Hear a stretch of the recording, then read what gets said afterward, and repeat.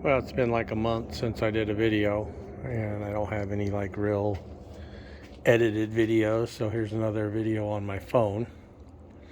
What's happened last month? The last video was a test run of the Monarch 10EE English metric. It's under that tarp because we are in the dead of winter here in Southern California, and what that means is it sprinkled yesterday, and it might sprinkle tomorrow, and I don't know if you can see it. You can see my breath. It's got to be down into the 50s or 40s.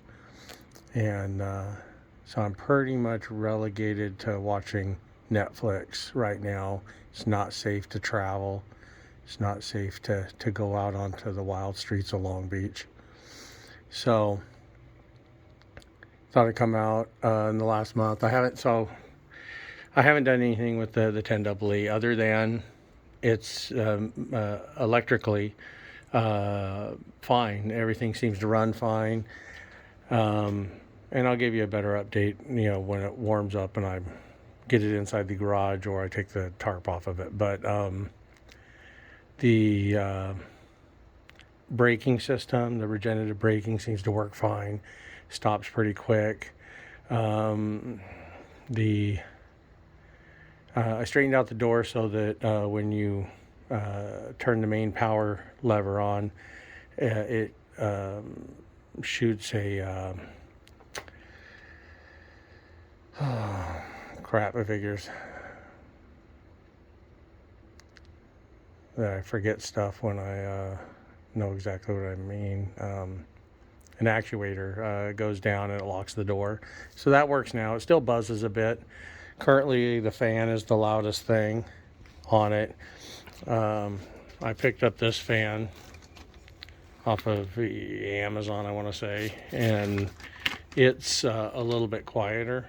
So I'm going to try replacing or swapping out the fans and see if that's better. What's new? What's new is kind of gone full on into drill sharpening mode. Haven't actually sharpened drills, but I got into grinders.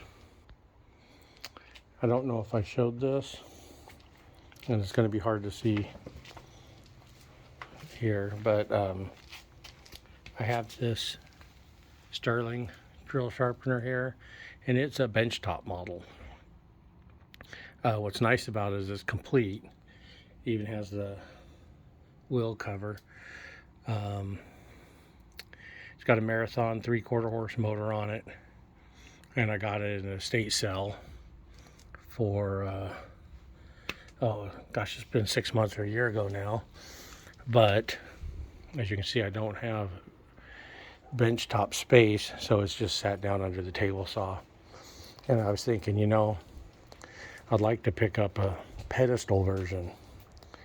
And so I saw one at an auction in Chicago, and the price was right, so I bought it.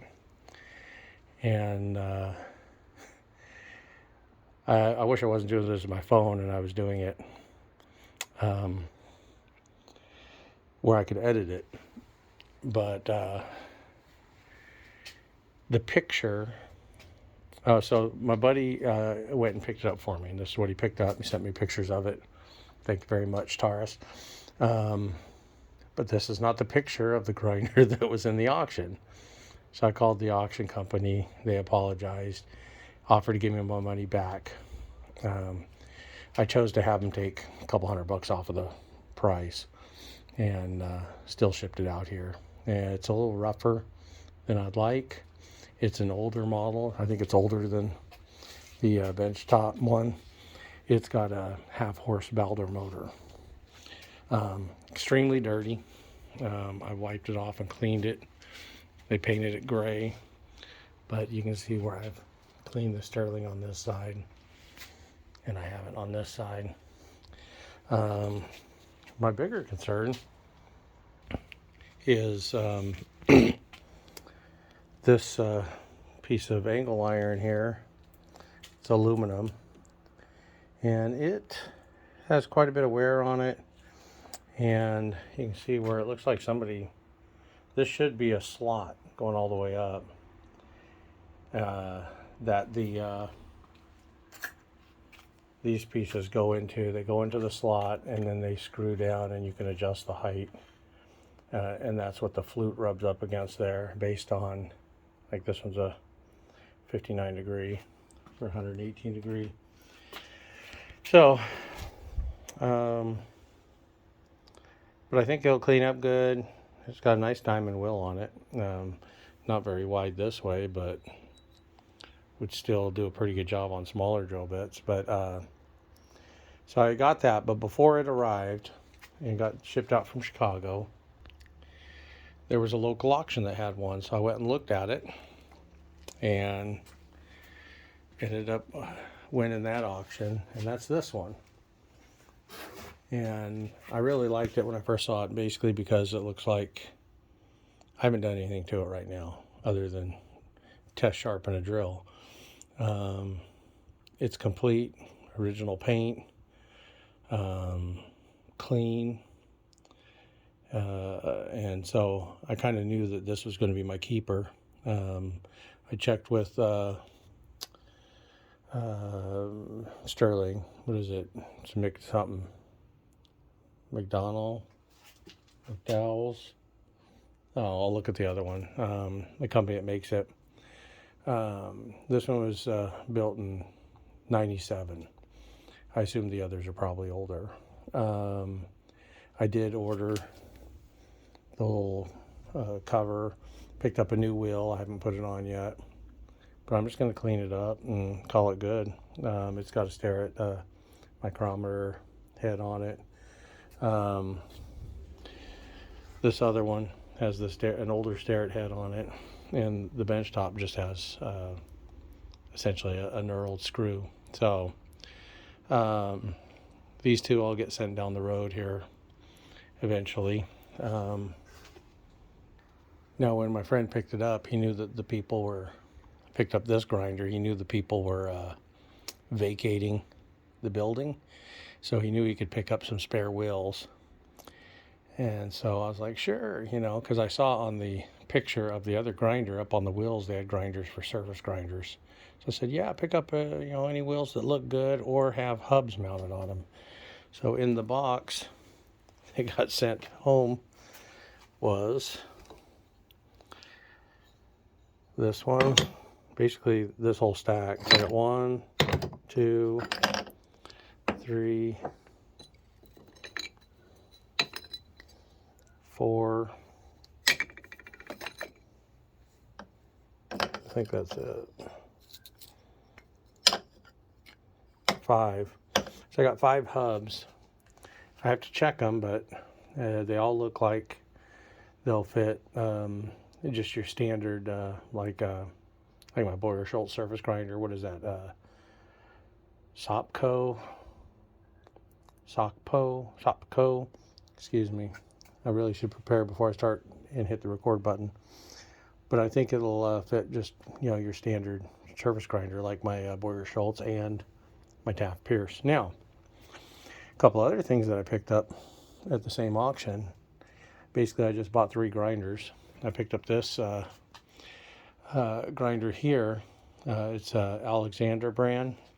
It's essentially a Deckel SO knockoff, but instead of like a made in China knockoff, it's made in England and has a pretty good reputation. And probably the best part about buying it is that it came with, well, it's nice that it came with the little guard thing. It also came with the manual, which I gotta find, but it came with collets. And all the collets, not all of them, they're 5/8. Some are more legible than others.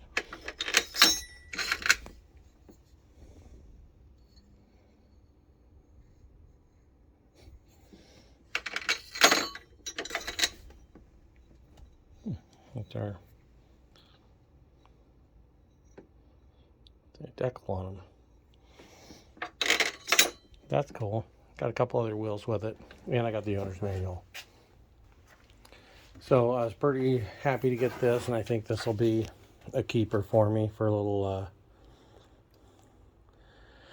decal knockoff type grinder. I have two other D-bit type grinders. One of them's Taiwan or Chinese import. And it's back in that back room back there, along with an actual decal D-bit grinder that is just like really rusty. I think I paid 40 or 50 bucks for it, but it's like a really old one. It's got an old 3-phase motor, but it's cool, and I think it'll make a good restoration project. But I think this one, as you can see, I haven't done anything to it. It's a little dirty down here, but overall it's super nice. So I'm pretty sure this will be the keeper, and I'll get rid of the import that has collets with it. The decal one doesn't have any collets and is really rusty, so I'm gonna do like a full restoration on it. I think that would be a fun restoration project. The other grinder that I picked up, told you I was all about grinders, was this other drill sharpening grinder. This one's a black diamond. Don't know the model number, but it was a pretty nice one for its time. You don't always see 3 of these little turret setting, whatever they call them. They're little turret things. You can turn them and get to the points. It only came with one of the part that holds the drill bits, but it's got, let's see, so I also picked up on eBay just like a thing of parts for one of these, and the reason I got it was it has not this one, but this one, it has the diamond sharpener for this, and this one here, actually this came with it. But the other thing it has is the way this works. It's gonna be hard for me to do with one arm, but this piece here goes in that hole and then mounts up on here, and has a little handle here, and you turn the knob and that causes this to go back and forth. They're supposed to have a cover that covers it to keep it from getting dusty, and it's got the little attachment there. So that's one of the things that came with the grinder. This grinder does do split pointing. This piece here mounts right here, and I'm assuming that these little wooden things are just to keep dust and stuff out of there. But this will mount up here like this, and then you can set this up for doing split point. The gentleman told me they took it off because it was in the way, and I can kind of see that. If you have the cover on, I mean, this grinder here, you almost want to have it situated where you can kind of come at it from an angle, because if you're sharpening drill bits, right here, and you're doing that to sharpen them, and you have this thing, if you're standing in front of the machine and you got this thing sitting here, you really can't see the drill bit unless you like lean over, to see it. So I could see taking that off if you're not split pointing, or coming in from an angle like this where you're have a better view of the grinding wheel. So based on this model, it's supposed to go from whatever the smallest size it'll do up to 3/4 inch. Now, I didn't get, well, what I did get was inside here, got a boatload of collets. All of these have collets, but the collets that are in there are the same sizes as this. which is essentially fractional numbers and letters up to like a 1/2 inch. I also got this master collet, which is a 3/4 inch collet, and it would hold bigger. I call these are like bushings that you actually put the drill bit in, and all of these will fit in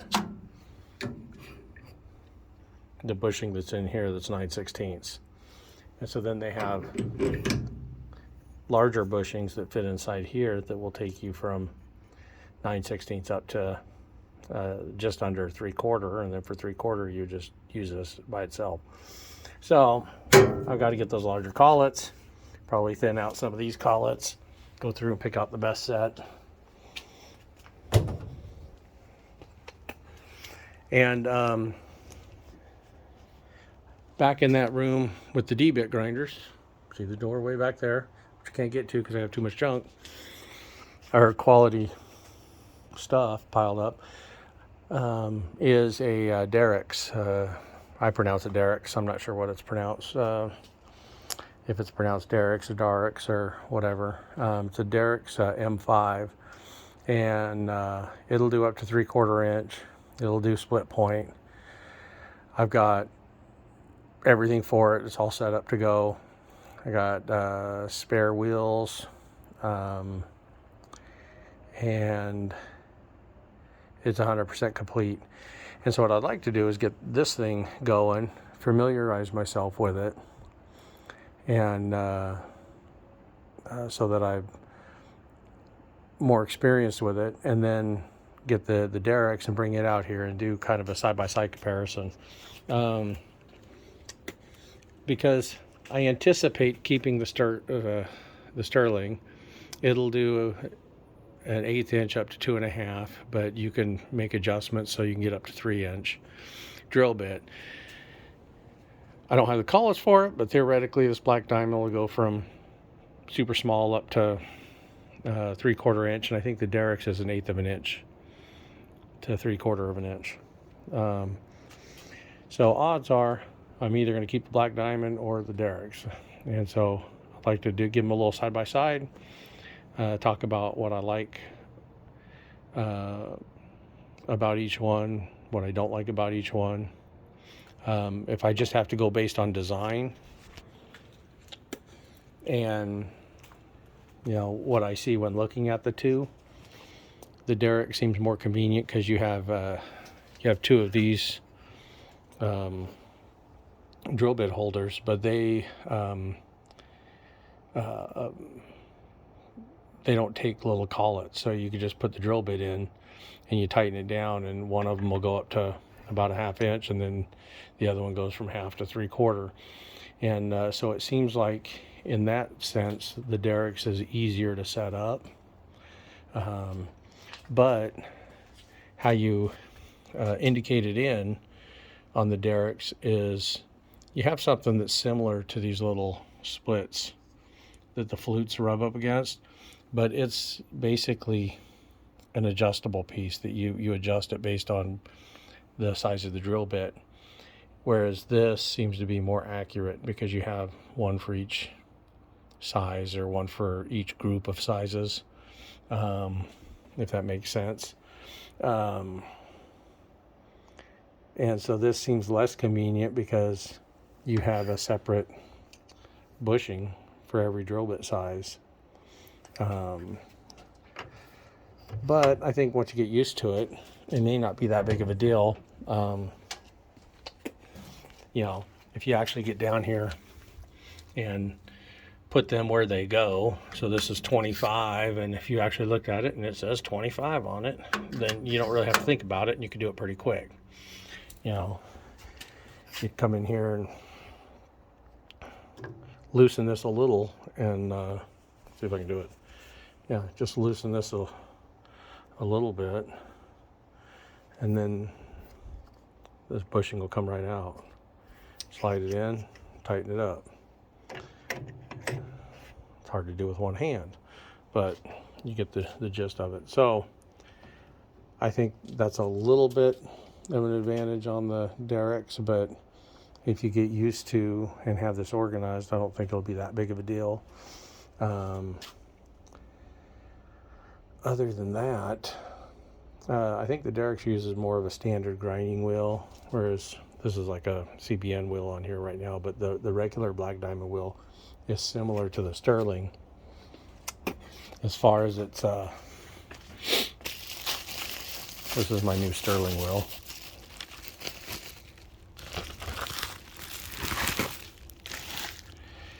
You know, it's I don't know what you call this, but it's designed for grinding on the face here and not on the outer face. And that's the name of the company that makes the Sterling, McDonough.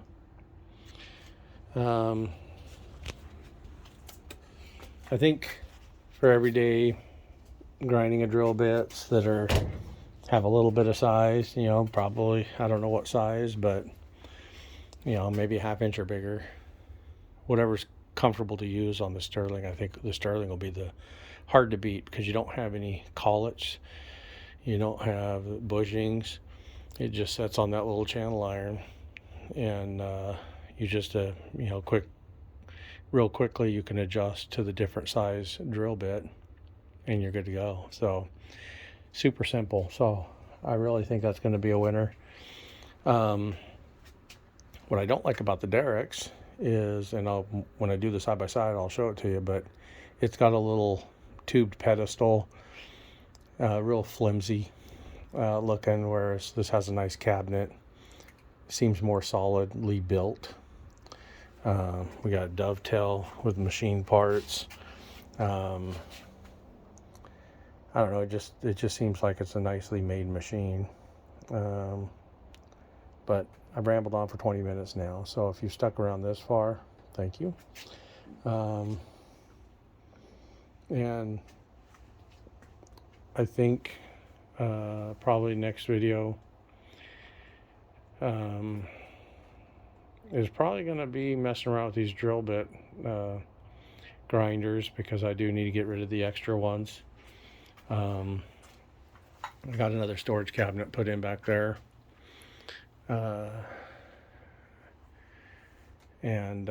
So probably after that it's just going to be doing some straightening up and organization, and, you know, going around and figuring out, you know, I've got these three little things here. This one's like I don't know, some sort of a hard rubber plastic, but where am I going to put them?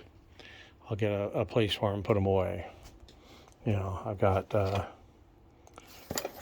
think these are empty boxes. I have to decide if I'm going to keep them or toss them.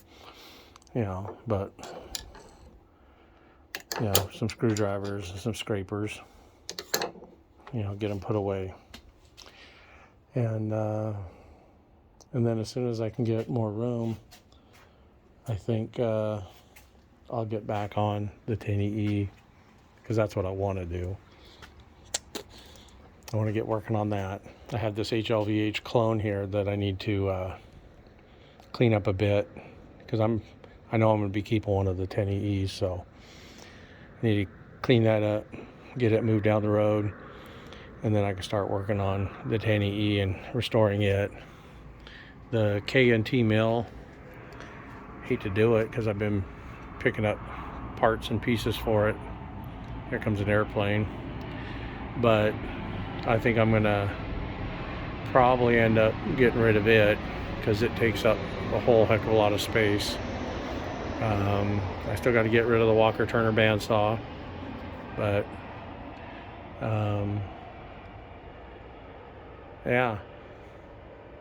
So I think, and I still have boxes and boxes of stuff from my my buddy's shop. My buddy that passed away. You know, I got like this unit head. Actually, I got two unit heads and a univice.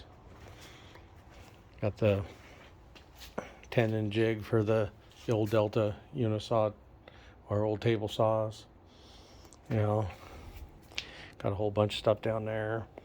I still got to go through and get them on eBay or on my Instagram or something like that, and try to sell them. Got some Hewitt boxes. David had a little Delta Super Chuck for a wood lathe. Just a whole bunch of stuff. I mean, 14-inch bandsaw fence for the old Delta Rockwell.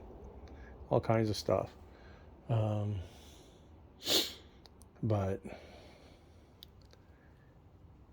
as soon as I get that done, then I can get in that back room. Where am I at? 25 minutes. Sorry about rambling.